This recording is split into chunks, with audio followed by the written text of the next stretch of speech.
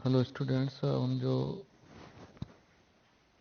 अभी जो theory discuss करने जा रहे हैं वो है पोटेशियम आयन ट्रांसपोर्ट थ्योरी, जो कि ट्रांसपिरेशन के बारे में। इससे पहले अपन ट्रांसपिरेशन की दो थ्योरीज के बारे में डिस्कस कर चुके हैं। एक तो थी स्टार्च शुगर हाइपोथेसिस और दूसरी थी steward hypothesis. Potassium ion transport theory का प्रतिपादन जो है लेविट ने किया था 1974 में।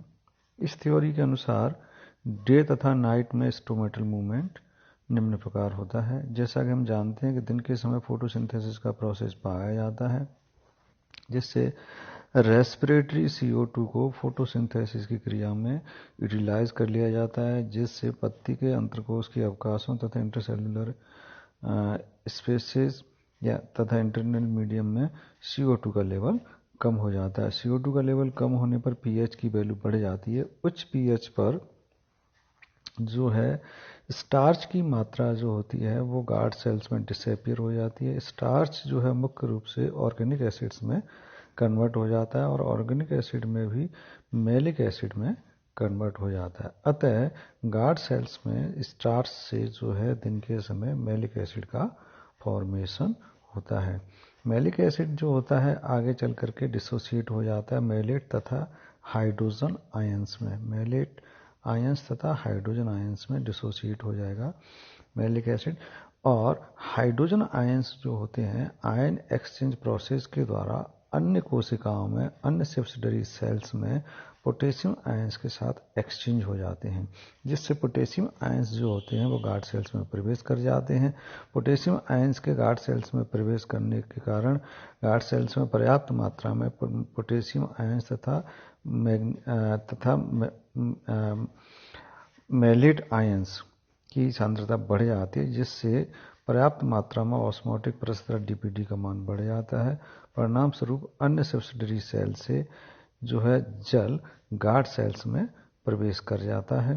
गार्ड सेल्स टर्जिड हो जाती हैं और स्टोमेटा खुल जाते हैं। तो ये तो दिन के समय प्रोसेस होता है।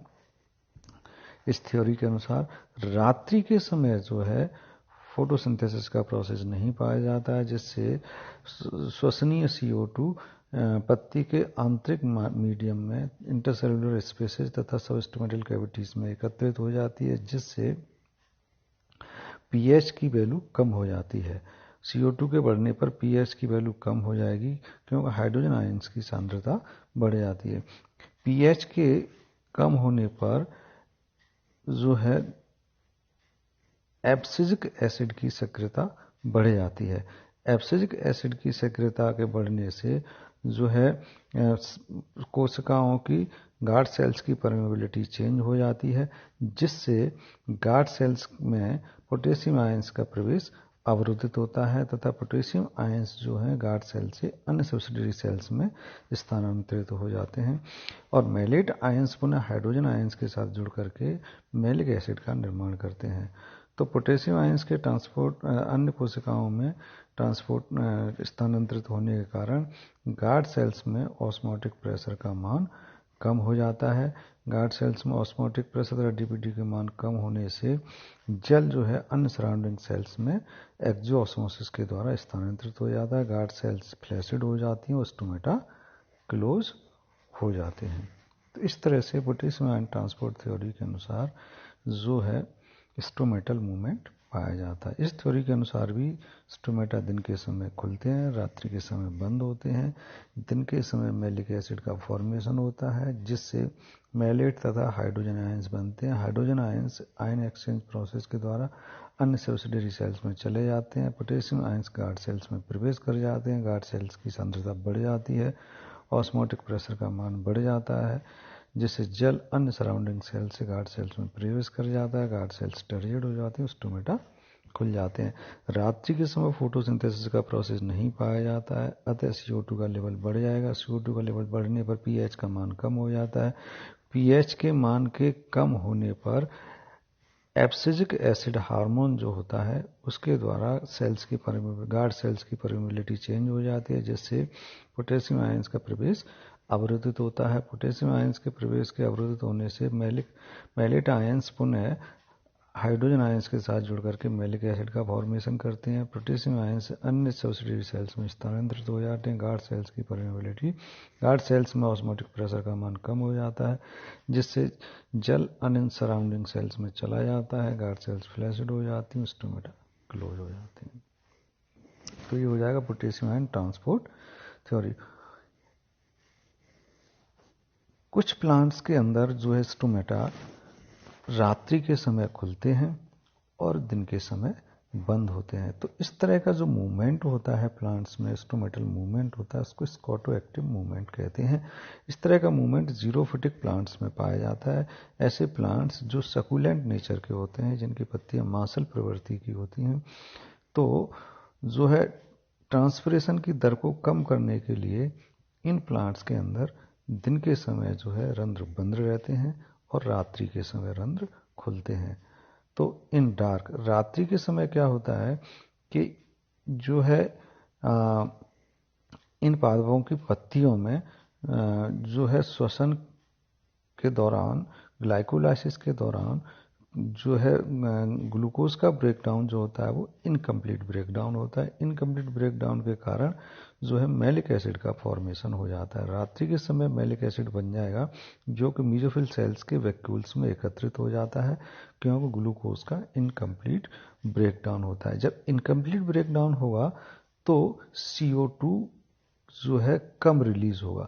अब CO2 कम रिलीज होगा तो उसमें CO2 का लेवल पत्ती के सराउंडिंग मीडियम में या इंटरनल मीडियम में कम हो जाएगा। जब CO2 का लेवल कम हो जाएगा, पत्ती के अंदर CO2 के लेवल के कम होने से रात्रि के समय भी स्टोमेटा खुले रहते हैं। तो इन पादपों में CO2 की सांद्रता, इन पादपों की पत्तियों में रात्रि के समय CO2 का लेवल कम होता है, अतः स्टोमेटा रात्रि के समय भी खुले रहते हैं। दिन के समय क्या होता है, दिन के समय में CO2 का लेवल जो है इंक्रीज हो जाता है, क्योंकि मैलिक एसिड का ऑक्सीडेशन होता है। मैलिक एसिड जब टूटता है तो काफ़ी अधिक मात्रा में CO2 रिलीज होता है, जिससे फोटोसिंथेसिस के पाए जाने के दौरान भी CO2 की मात्रा कम नहीं हो पाती है। तो दिन के समय स्टोमेटा क्लोज हो जाते हैं, क्योंकि CO2 का लेवल बढ़ जाता है। तो इस तरह का मूवमेंट जो होता है जीरोफिटिक प्लांट्स में पाया जाता है, जिससे वाटर लॉस कम होता है। उसके बाद नेक्स्ट है जो है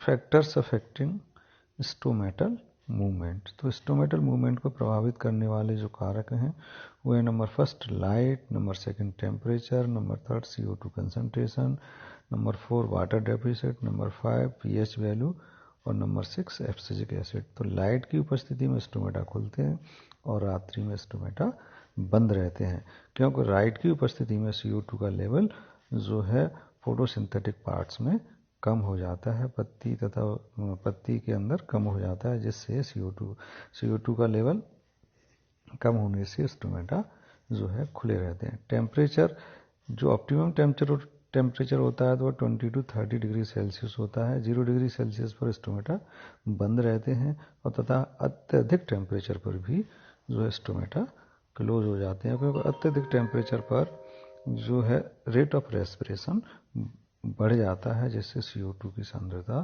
पत्ती के मीडियम में बढ़ जाती है। इसके अलावा नंबर नेक्स्ट है CO2 कंसंट्रेशन। CO2 कंसंट्रेशन अधिक होती है तो स्टोमेटा क्लोज हो जाते हैं, और CO2 का लेवल कम होता है तो स्टोमेटा खुल जाते हैं। वाटर डेफिसिट यानी पानी की कमी में भी स्टोमेटा क्लोज हो जाते हैं, क्योंकि स्टोमेटल जो एपरेटस होता है या गार्ड सेल्स होती हैं, उनमें पर्याप्त मात्रा में जल होगा तभी वह टर्जिड हो पाती हैं। तो पानी की कमी में भी स्टोमेटा क्लोज हो जाता है। पीएच वैल्यू सीधी स्टोमेटल मूवमेंट को प्रभावित करती है। पीएच का मान अधिक होता है तो स्टोमेटा खुलते हैं, पीएच का मान कम होता है तो स्टोमेटा बंद होते हैं। एब्सिसिक एसिड की उपस्थिति में स्टोमेटा क्लोज हो जाते हैं। अतः एब्सिसिक एसिड का प्रयोग एंटी ट्रांसफेरेंट के रूप में भी करते हैं। Thank you.